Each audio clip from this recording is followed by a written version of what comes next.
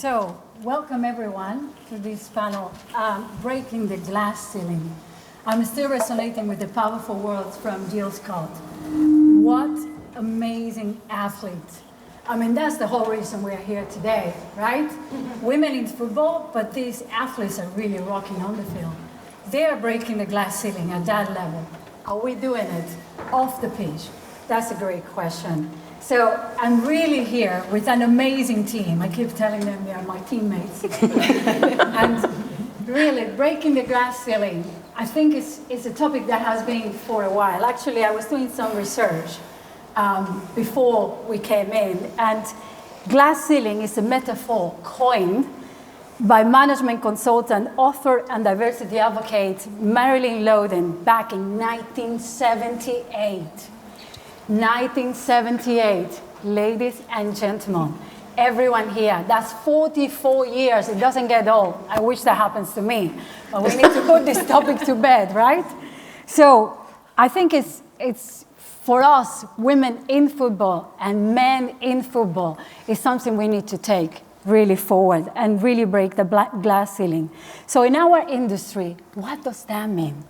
Let's hear from this amazing team that I have here today. Let's start with Eva. What does that mean, breaking the glass ceiling for you?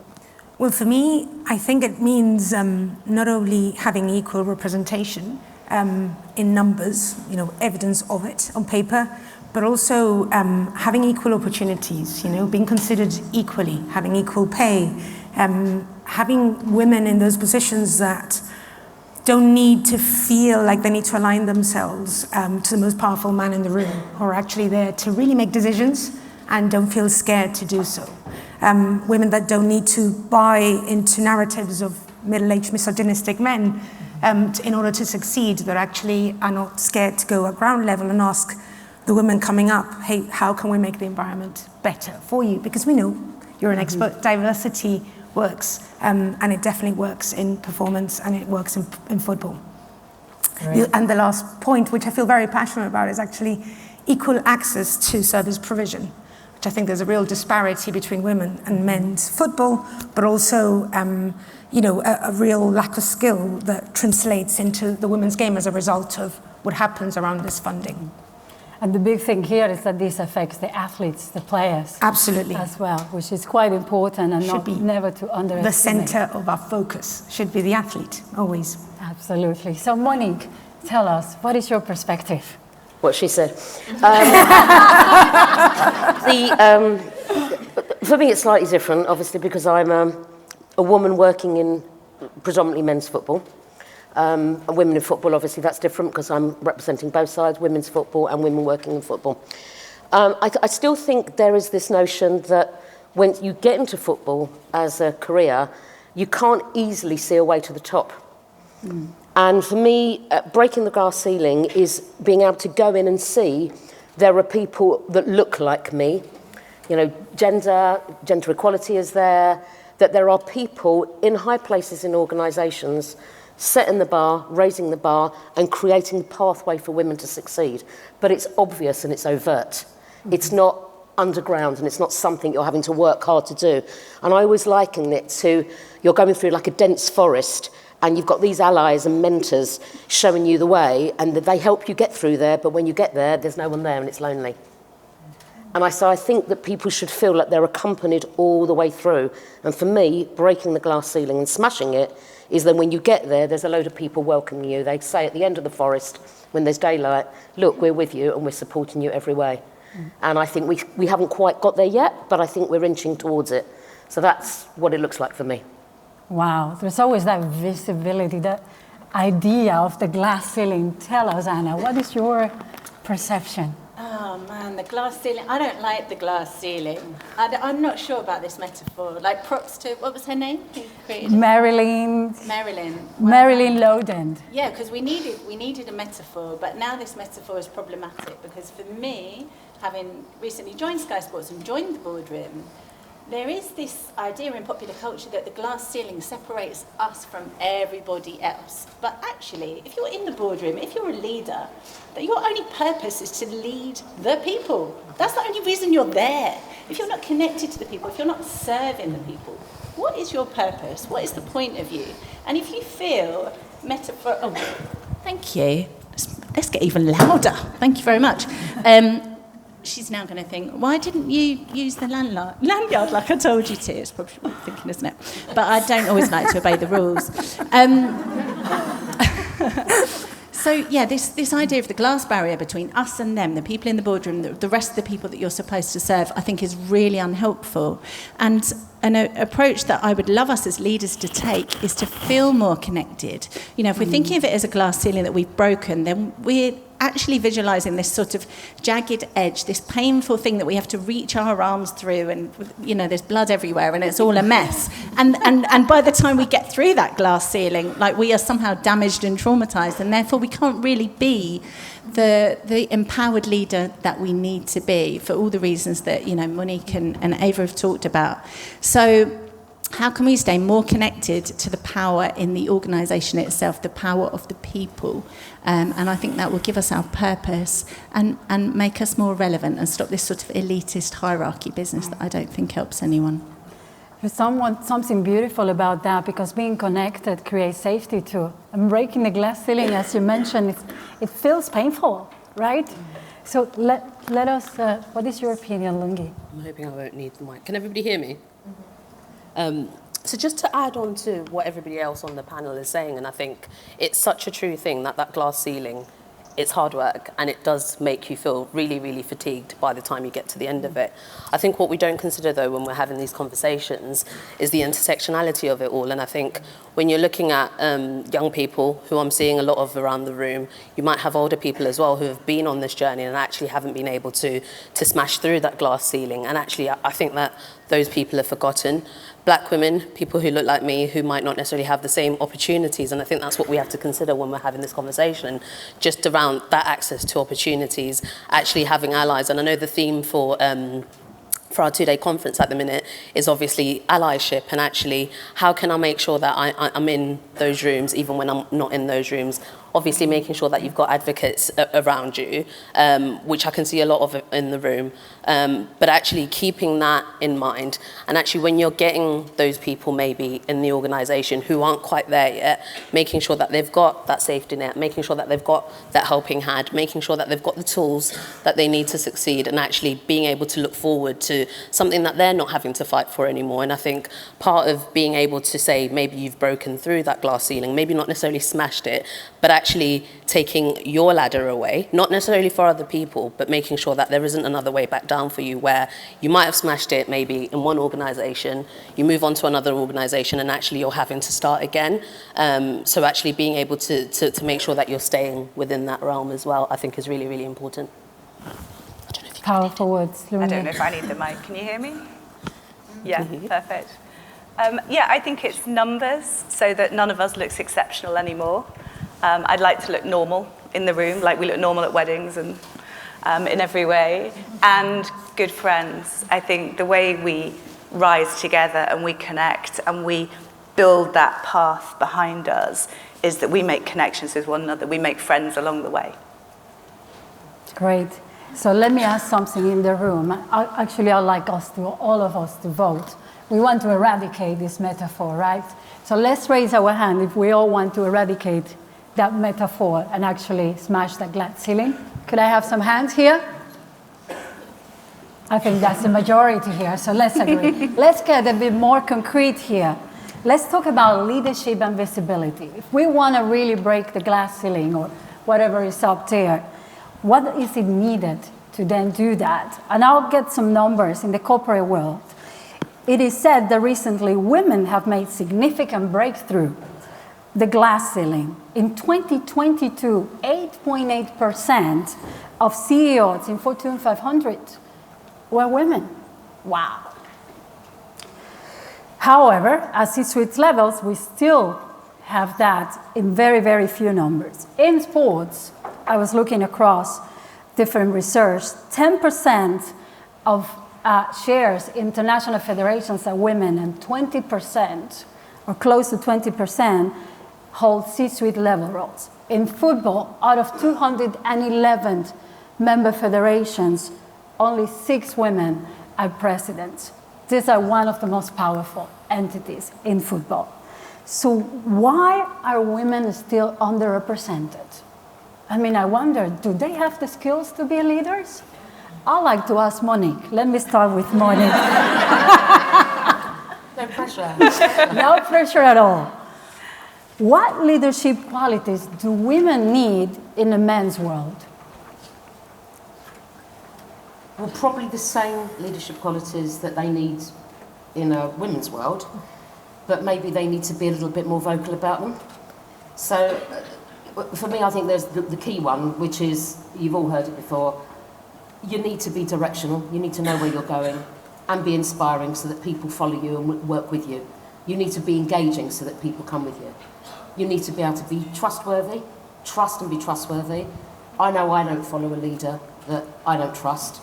And I think, you know, a leader has to be able, believable, quoting my own metaphors, they have to be connected, and you have to rely on them. And if I can't provide that for other people, then no one's going to trust me. I think you know how you need to be brave and vulnerable, which is take a chance on things. I think there's a lot of risk attached to being a woman in the man's world, but if you can be brave and vulnerable, it means you can have those hard conversations and still feel a level of psychological safety. And I think you need to be able to reset after failure and setback.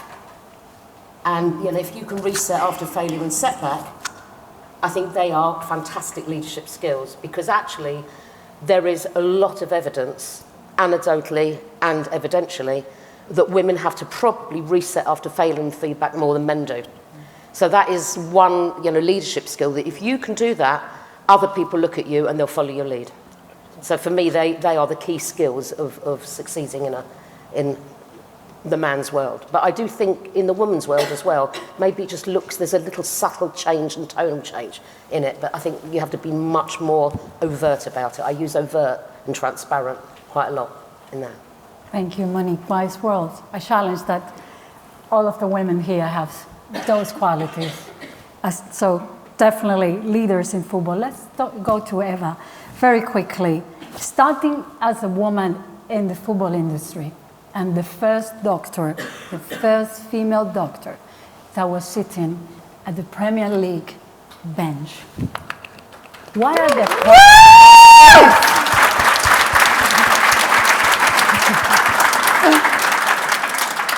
what are the qualities you will look to see in a leader in football? Whether it's a woman, a man, it doesn't matter, the gender. Well, I think, unfortunately, I wish it wasn't required to be different if you're a woman. I wish you didn't need different skills, but I think the reality is, for the women in the room, you do. You need to be more resilient. You need to be okay, very confident in your craft, and that doesn't mean you don't feel the imposter syndrome. We've spoken about it before. But be confident, remind yourself of why you're there and how good you are. Look at your results. Don't be afraid to look at your results, both the success and the failures. You'll learn from both, and actually the success will feed your hunger to be better. I think those things are really important. But also, I think it does require for women, perhaps, to be okay with looking back and stating what isn't okay. And perhaps that requires perhaps allies, and I don't think I did enough of that, for example. You know, it is, as other of my esteemed team members have alluded to, it is a lonely place, especially when you want simple things like, you know, where to change in Champions League dressing rooms, in how to not be thought of as the girlfriend or be treated like a professional are not givens. Not being angry at certain situations when referees decide that you're not allowed on the pitch because you happen to be a woman, just very calmly stating why you are. So it does require a little bit of creativity to create your own safety in those spaces. And I don't think men perhaps have that much focus on them. Naturally, it will be normalized, our position in those places. But at the moment, they're not. So there is more focus. So you have to be, yes, it happens in any high performance environment. Men will have their results and their performance looked at as well. But I would say, like, times that by a few thousand if you're a woman. And don't feel bad, don't feel defensive about having to protect both your spaces. Define your line of, no, you're not going over this one. That's important because you need your safety as a woman. My inbox is open on my social media because it's full of accounts of women that are unsafe in those spaces, and unfortunately we're not doing them justice in the HR scenario. No criticisms, but we need to be better at that. We need to create safety because some of what I read, and these women are traceable, they're not accounts I cannot trace. These are real women working in male environments that are unsafe in one of the most well-funded industries in the world. We need to be better at calling that out with our allies, with positions of safety. And also, we need to be able to align ourselves with the vulnerable. I think I see a lot of, when things don't go so right and when we try and call things out, it's amazing how many allies disappear and align themselves with the powerful. Well, I understand why that happens. I understand the safety in that. But if we're honest with ourselves, that's always about self-promotion, self-progression. It isn't ethical, and it certainly doesn't do any favors to anybody who's in those hard spaces. And many women are silent, and my inbox, like I say, is full of those women, are silent and having to live those real case scenarios of real criminal level abuse. So we need to be better at making women safe in those environments, and it depends on all of us in those leadership positions to actually say, hey, this could be better. How can we make it better? Open the conversations. Don't align ourselves. Be comfortable in uncomfortable spaces, because real leaders learn how to find that comfort in those spaces. It is necessary to have those uncomfortable conversations. No change ever in the history of any discrimination ever happened without having uncomfortable or sitting firmly or standing firmly in positions of discomfort. And I feel extremely passionate about this because it is a human right to be treated equally, and we've just so normalized not being treated equally. Thank you, Eva. I'm a bit passionate about this.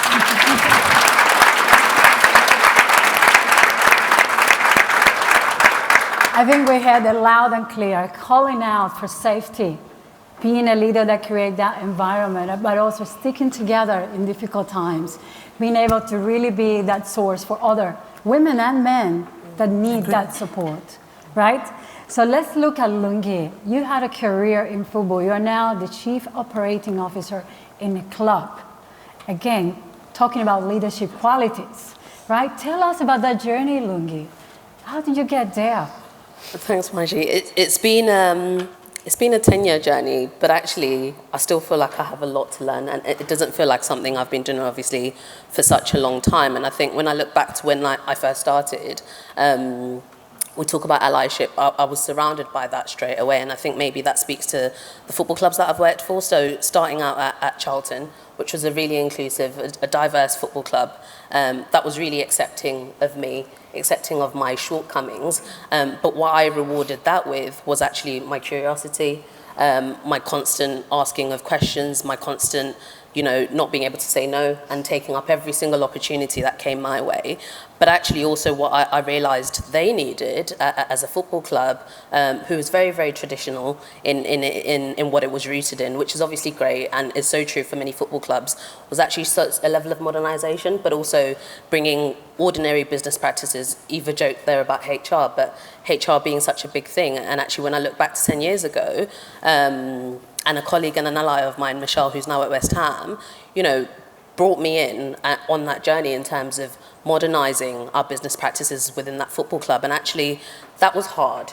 But actually what we had to do amongst those colleagues who didn't look like us, didn't understand what we were trying to do, were football, and wanted to just concentrate on that, was actually bringing them on that journey, making sure that they understood actually what we were trying to achieve, making sure that we stuck to our personal standards, our values in terms of what we were trying to achieve for the football club, but making sure that they understood actually everything we were doing was going to help them achieve their ultimate goals. And I think that's a really big part of anyone who's potentially starting out, who's in the middle of that, being able to really stick to your guns and being able to really put yourself across to whatever it is your colleague might be trying to achieve, whichever department that they work in. And I think what's really important there in terms of leadership is that actually that directive came from the top, and that's always going to be the most important thing. You can't do anything on your own. You have to have a leadership team that believes in you. You have to have a leadership team that believes in meaningful, inclusive leadership, and a leadership team that really believes in achieving those business objectives, being diverse and actually giving people an opportunity. I then looked to, when I obviously then ultimately made my move to Birmingham City, going into Birmingham City Football Club, very, very, very hard environment in terms of what the club was going through. But actually, I looked around the room in terms of my senior management team, and I saw people who were trying to achieve the same things I was trying to achieve. Again, having to stick to that and actually having to fight against the grain in terms of getting equal facilities for our women's team, which we were able to do because we were all trying to achieve the same thing. Now, that didn't happen overnight. It's still not perfect, but actually plugging at it and sticking at it and making sure that you can call on people and actually say to people, we're trying to do this, and not because of anything else, but because it's the right thing to do, because this is our football club and we want to be able to achieve all of this, but in conjunction with each other. And I think collaboration is definitely up there with what I would say really helps in terms of leadership. Fantastic. There is something that resonates on Lungi's story to me. You came in to modernize. You came in to, look at other business practices. And typically, I think, in my opinion, that's being a positive disruptor. That's being a revolutionary. And I think that's some of the things that women do typically when they come to organizations. So let's look at how does that resonate when it comes to visibility. And I always tell women and people that come to some of our programs, you have to embrace ambition. You have to show up and you have to have visibility if you want to be seen. Tell us, Anna, from a media perspective, how can women unleash that visibility when it comes to leadership? That's hard. I mean, I'm a naturally shy person for a start, so I'm not sure how I feel about visibility. That wasn't a great starting point. The other thing is I come from an industry, I spent nearly 20 years in sports journalism. That is very white, male, heteronormative, able-bodied, etc. It's a very, very old-school traditional industry. I've got this image in my head as I'm talking about the old Highbury Stadium, and there was a journalist who, literally the guys are clinging on to their jobs to the end. I remember seeing him being carried into the press seat, literally. I don't know if that's wonderful or you could look at it either way. Despite so many years in that industry, the usual methods of promotion or progress they were not open to me. They were not open to people like me, particularly if you were not prepared to kind of play the game and play it straight, as it were. If you wanted to be yourself, if you wanted to be authentic. So really, I wouldn't be here today, I wouldn't be in the job that I am in today, and I wouldn't have had the career that I have had if I hadn't built, along with other women predominantly, our own structures, right? And you can see that metaphor in the women's game, because they banned the women's game for 50 years, and the women went ahead and did it anyway. And they built their own game. And guess what? Their own game has amazing qualities, amazing things that now big corporate brands are really keen to get involved in. Because, wow, it's got values that some of those values are not so apparent in the men's game. We had 90,000 people here at Wembley. There was no crowd trouble. I was here on my own with my 6-year-old, and I did not feel frightened. It was wonderful. It was a great day out, and it was a thrilling game of football. So when we build our own structures and when we team together to do that, we can create something absolutely unstoppable.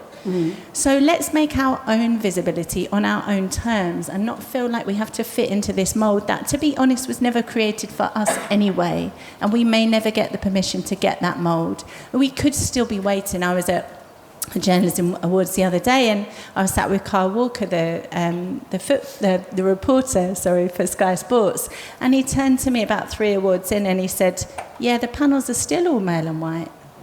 And I said, "Yeah, we could be waiting a really, really long time for people to give us that visibility. So let's just go and co-create it in our own vision, and let's be really bold, and the results will be good. Bravo. So let's take it. Let's be visible in our own way.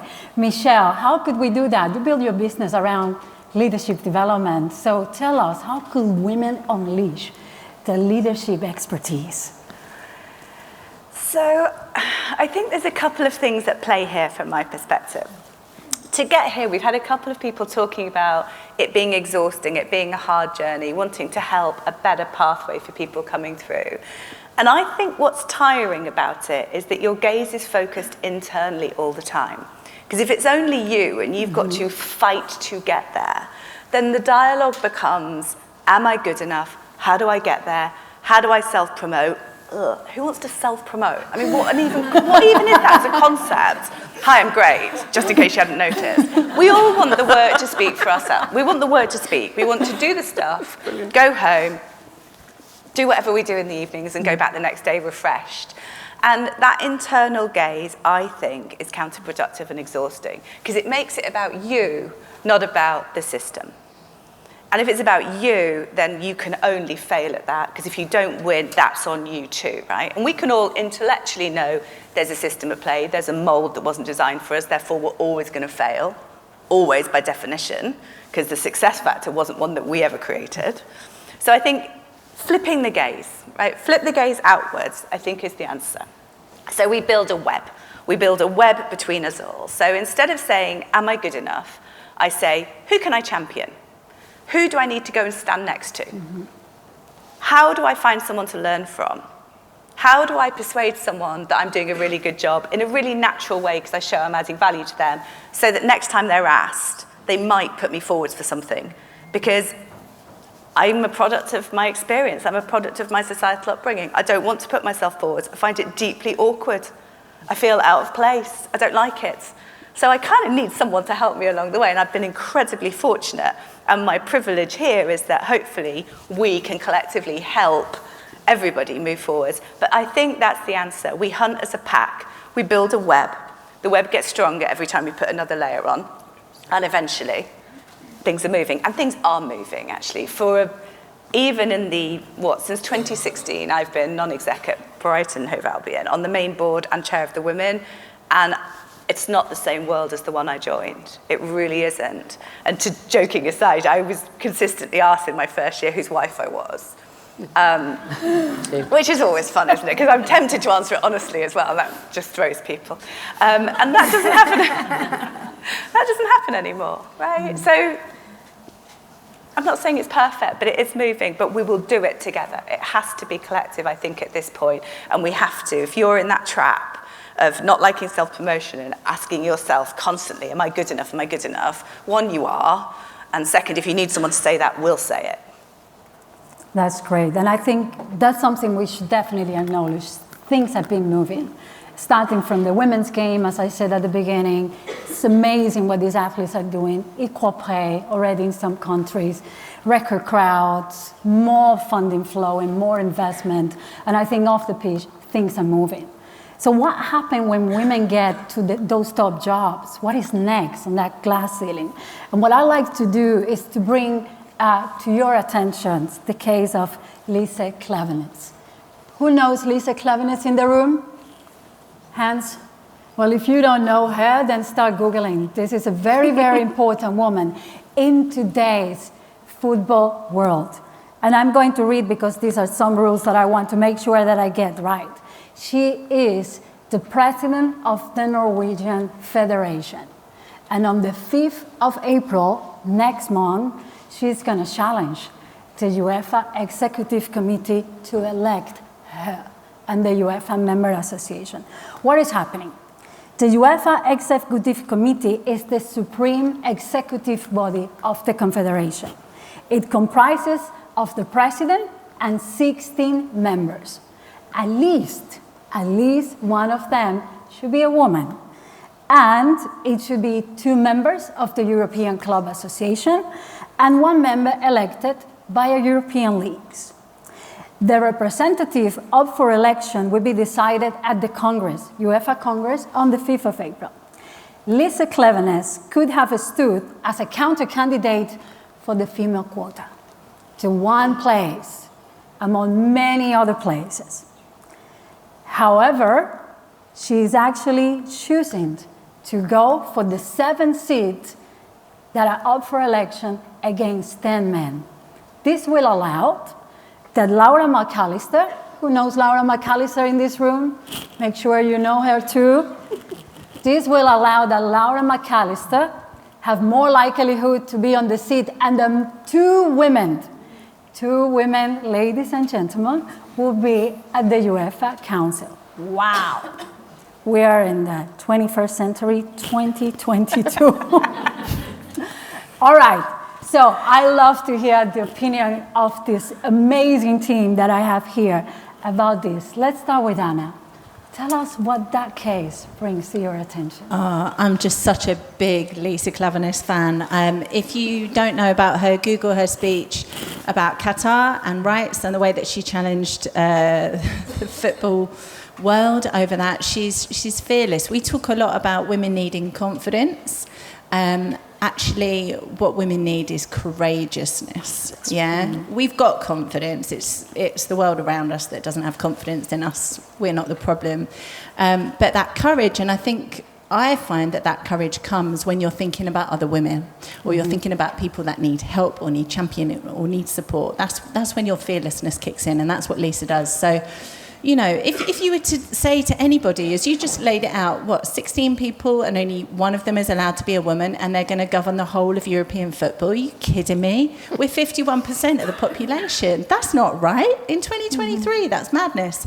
Or as a young woman said to me a couple of weeks ago, she was captain of a university football team, and she said to me, the way that the world is structured is that essentially for women's football, women have to ask men for money. I mean, it's like an old-fashioned trope from the 1950s, like you're the wife and you've got to ask your husband if you can have some money to go to the shop and get some milk. It's insane. Like, this is the women's game. We shouldn't have to ask men for money. We shouldn't have to ask men for permission and power. And as long as that structure remains of the 16 and the one woman, we are not in charge of our own destiny. So I think Lisa's move is so important to make a statement and say, actually, women, let's not all crowd together for this one place. Let's flood the gates. Let's support each other en masse. And to have Lisa and Laura McAllister, former captain of the Wales football team and a professor of sports governance, an incredible woman, on that UEFA Exco would just be a brilliant start to changing European football. A little bit of a late start, but let's start. A very late start. Let's turn to Eva. Have you seen more female doctors around at your level in football? No, is the short answer. And the day that another woman sits on the Champions League bench, I swear to God I'll be on camera, on social media, cracking open a bottle of champagne. So no, I haven't. And I think there are good reasons for that. Have we evolved in that since I left that team? I don't think we have. I think we've been invited into a space, and that space is women's football, and that is fantastic. It's an opportunity to build better and learn from the mistakes that have been made in the men's game. But there's a very dearly demarcated line where the men's game is. And that's a problem for a few reasons. Well, it's discrimination, full stop. But also there is and I referred to it earlier, I think there is not that sort of like a passing of skills into the women's game. So, because whether we like it or not, it's been around for longer, it's got experience, schedules are tighter, and there is a performance learning element to be part of the men's game. What happens with the lack of funding, the people that come out from the men's game don't really naturally progress to the women's game. In my field, suddenly there is no equality in service provision. There is one medical insurer that will cover me against any professional team. That means that I cannot work physically for a women's team and pay my professional indemnity. Again, that is an incredible disparity in the level of skill. If you think about what it means in terms of performance, UEFA have done great medical studies on this in terms of the factors that most affect success are manager, obviously level investment of the team, but particularly return to play data and player availability. Naturally, if you've got a limited budget and you've got, a few great players and 80% of them are injured, and you're not getting clear decision making because you've got young staff that see women's football as a step forward into the man's game, then these women are really shortchanged into their professional careers. They're not getting proper diagnosis and proper rehab and courageous decisions around, because a risk assessment that all doctors make, you need experience to be able to make those. So I think there isn't, and I think this affects the women's game, but also to all the members in the audience that want to do this, who want advice or encouragement to get in there and sit on those benches, please. I am more than happy to offer lots of advice. Let's crush up at that ceiling and demand to be there. Fantastic. Let's get bigger in numbers. So I'm going to turn to Monique and Michelle. Let's talk about strategies here, right? Because if we're going to get more Lisas and more Laura McAllisters and more Evas and Annas here, we need to do something around recruitment too. And inclusive recruitment at a club level. I mean, clubs are the heart of football. It is said, right? So how could we become more inclusive there so that we can get more women and people from different groups underrepresented? Tell us. Who wants to start? Well, I'm going to use a model at Brentford that we've used, is to be intentional about our recruitment. And how you be intentional is, you state what the problem is. You say, right up front, we have a gap, we are underrepresented, we are not in a great place. To be in a great place, we need to do X, Y, and Z in order to do that. And you have to go out there and be honest and say, we are underrepresented by. We know that women in any walk of life make really great decisions. Whoever they are, wherever they are, they make great decisions. So why wouldn't you equal that in everything you do? Here's the thing. On any level of protected characteristics, of background, of socio, of underrepresentation, of privilege, of anything, you need to make sure that when you're recruiting, you are intentional about who you put on your panels, intentional about how you advertise, intentional about what you say, about what your branding is, about your own culture. If you don't have a culture that doesn't shine out through your words, who's going to be attracted to being part of your organisation? That's really important. And the other thing is to make sure that you favour women. You say, and I don't mean quotas, I'm not all for quotas. I think quotas are gone and they're finished and they don't really represent what competence is all about. Because you can fill the quota, but you might not have the best person for the job. So for me, I'm about the best person for the job. But look where you go to try and find your best. Don't always do what you've always done. Don't go to what we used to call your little black book, wrong terminology, but don't go to your little book and always just go into this little small concentric circle of who you are. You've got to look farther and wider in order to get the people, and you've got to say what we're looking for and why we're looking for it. Women help organisations make better decisions. The qualities they bring are off the scale. We know it from an emotional intelligence point of view, from an influence point of view, from a psychological safety point of view, from a being brave and courageous point of view. Women add, and I'm not saying my male counterparts don't have some of those skills, but I don't see them articulate those skills or demonstrate those skills the way I see my fellow, my women colleagues doing that, and some of them in the room, and I think they are awesome. So for me, you have to be intentional and say what you want to say, and that way you put focus on it. And it also takes debiasing your recruitment process. Mm-hmm. We know the old adage that when women look at a job, they will try and have as many of those qualities in that list that they put in that recruitment, and they won't apply for something unless they have all those qualities, or at least 7 out of 10. Men will apply if they've only got 2. We know the evidence, it's absolutely true. So don't make lists in your recruitment. Talk about what you are, talk about the culture you have, talk about the way you feel about women and gender equality. Talk about those things, speak about it, so you're attractive to people. There's a charisma about your process.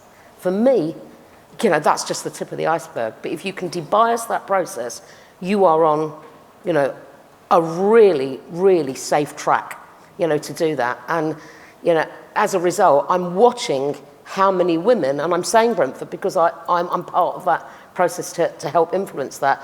Everywhere I look, there are awesome, amazing women. And me, I won't stop until we get more of them. You know, for me, that's what it's all about. So. Fantastic. So if anyone wants recruitment strategies, go to Monique. Michelle, anything to add there from your experience? I think probably just two pretty tactical things. I think one is flood the bottom end, the first 10 years of your career. Flood that as much as you can with as much difference as you possibly can. So at least your funnel's wide. And also because I think there is reasonable process around kind of prestige roles, like there's one slot, so we'll make sure we run a fair process for that. Well, there's 40 jobs there. Let's get those looking a bit more equal. And I think there's something to be said for hiring in pairs or triplets. Like one of you's so hard. One of you is standing out in a team. If we put one woman in there or one person, it doesn't gel in the same way. So 2s and 3s. And I think LBS did some research on that actually the most dangerous place to be was one person different to the rest of the team. It's better to have none or 2 or 3 or 4. So let's go for 2 or 3 or 4. Fantastic.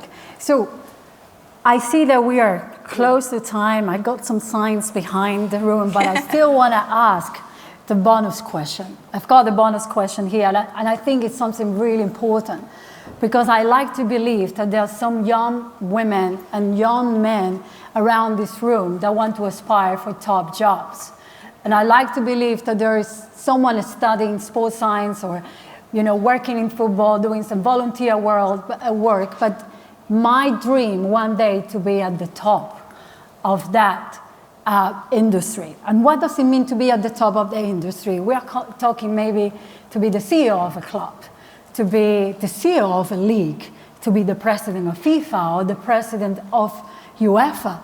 Wow, is that far? Let's just look at that very, very shortly for a moment. So, did you know that anyone involved in football for at least 2 years, within 5 years ahead of FIFA presidential campaign, can be eligible to be a FIFA president? You don't have to be the president of a federation. No. Got a really good candidate right here.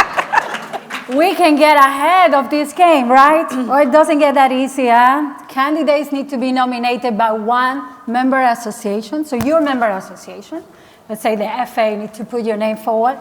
At least 5 other member associations of 211 need to write a letter to support you. So you need to have a lot of visibility.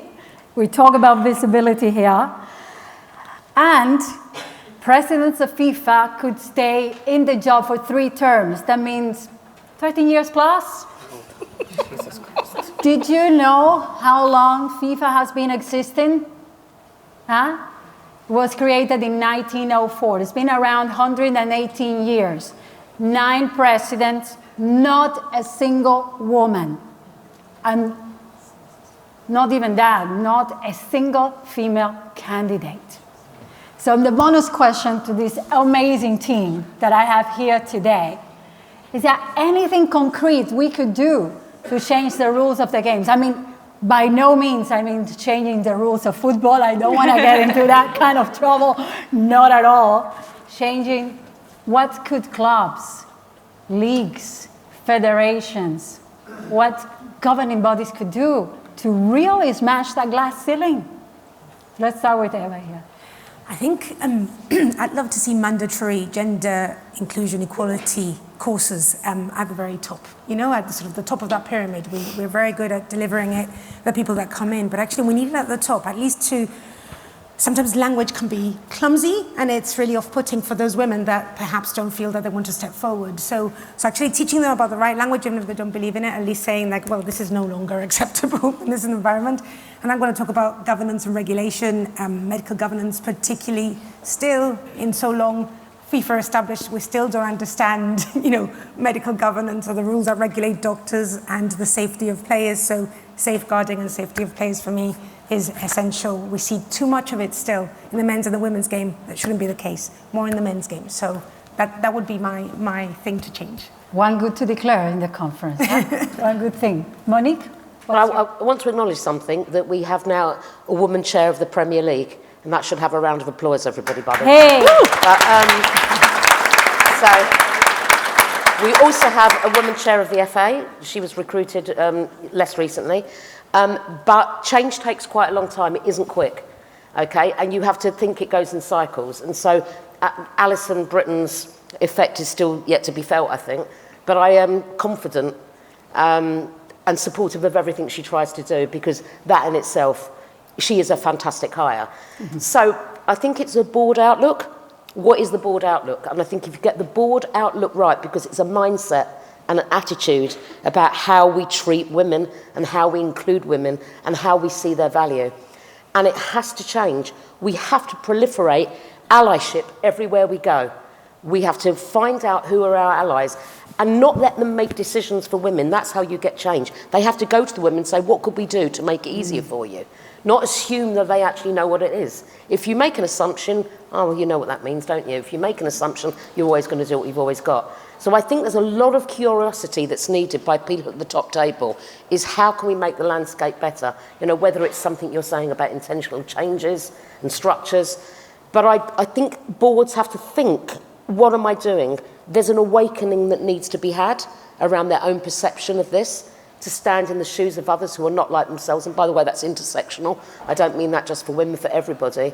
And I think if they can ask themselves that question, self-evaluation, you will get change by self-evaluation. But sadly, the people that prompt that self-evaluation are often women. They say, self-evaluate, let's have education. So I think it's education and awareness at the top levels, at the senior tables, to actually try and change thinking about this. That takes time, but I think we are making progress. Small and regular progress is different from big progress that you can't sustain. So it's just small, easy does it all the way, little things like having a chair of the Premier League. You know, that's going to make a big impact, I'm sure, over a period of time. Maybe in 18 months we'll be having a different conversation. So awareness, thinking, reflection. Fantastic. Let's give that advice to those governing bodies. Anna, what is your suggestion? I want us to open the doors. I want us to open the doors to the boardroom and stop gatekeeping all the time. Because you don't have to be a board member to be able to speak in a boardroom, right? So we think about big corporate targets. It's all about, you know, attracting younger customers, attracting women, and then they're not in the boardrooms making the decisions, so that doesn't even make sense. That's just actually illogical. So open your boardrooms to other people in the organisation. Listen to young people. Listen to people from different ethnic communities. Listen to women. Listen to people with disabilities. Listen to LGBTQ communities. And don't do it in this kind of siloed, really superficial, virtue signally way that seems to become ever prevalent. As we learn more about words like intersectionality, live the thing. Don't just say the word. Okay, you learnt the word and you put it on your T-shirt, maybe you got it on your water bottle, and the water bottle sat in the boardroom with all your other people that are not diverse sat around the boardroom and the water bottle. No! Open your boardroom and let people in and listen to their ideas, and don't wait 25 years for them to be old enough to join your boardroom, because it will all take too long. So just be much more dynamic, more fluid, more curious, as you've talked about. And we will get there. We will. That's it. Pass the ball to Lungi. Thanks, Anna. I think, speaking from a club perspective, we've had a lot of sort of false start schemes that have been to obviously build diversity, whether it's a diverse coaches and managers, whether it's obviously senior leadership team. Obviously the FA probably about 18 months ago now, 24 months ago, launched their leadership diversity code. Now, I think that's going in the right direction, absolutely. What there isn't a presence of, though, are any consequences. You know, we sit in these rooms year after year, month after month, International Women's Day after International Women's Day, talking about diversity, talking about that increase in terms of our management teams, in terms of our boardrooms, in terms of our actually the technical side, and there isn't enough progress and there isn't enough consequences for those clubs or those governing bodies who aren't actually meeting that criteria. I also don't agree with quotas. I think there needs to be meaningful advocation, meaningful appointments in jobs for people who are obviously going to be able to do them, but also going to be able to make a change because you're accepting of them rather than looking at them as that diversity hire, but people who are actually able to make a difference. And I think part of that does come with those consequences. Now, obviously, football clubs are private entities, and we don't get government money. So actually we can't be held to those same standards, but there is something that we can do, and somebody just needs to find it. I don't think they're trying hard enough, but somebody just needs to find it. I think when it comes to then actually being within a role, whether it's in a club or a governing body, it's obviously then having that opportunity to not be the only one, like we've already said, and having other people there where it's not such a thing anymore, but it's so natural, that it's so normal. And we're seeing it threaded through the whole organisation. I think the other problem we've got, especially at football clubs, we see plenty of women working in our ticket office, working in hospitality, working in those finance, HR, admin sort of roles. What we then don't see is them either progressing to that middle management level and then obviously subsequently the senior management level. What we also don't have is a lot of representation within our technical roles, you know, those roles on the pitch. Eva spoke about it so eloquently, just in terms of those doctors who are sitting on a Champions League bench. And I think what there isn't enough of that is an education maybe like solely directed into sort of that leadership in football. We obviously, as women in football, run a great leadership course, which I know a lot of people have really benefited from. But I think what clubs need, what leagues need, is actually an education program where if I am a 33-year-old, if I am a 25-year-old, if I'm a 40-year-old and I want to pivot into another role, how do I get to that job? How do I do that without going down the traditional education route? And I just don't think we've done enough of that just yet. Bring it home, Michelle. Land the plane. What is the last thought you can throw in? So all those answers are exactly what I think as well. And I guess I'll end with something really that's in my heart rather than in my head, which is I can't help but think if every time somebody broke through the ceiling or progressed up the chain, whatever, they were met with welcome, celebration, thank you for being on my team, I'm delighted to have you, something would shift there too. Yes. That the spirit with which you're met is as important as getting there. And I think if we could just, I don't know, there's something in that that's just really in my heart at the moment. I feel quite emotional about it. Thank you so much, Michelle. Ladies and gentlemen, we are at time. Actually, we're stealing a little bit of time from your lunch, but I'd like to take a moment to give a round of applause to this amazing team here.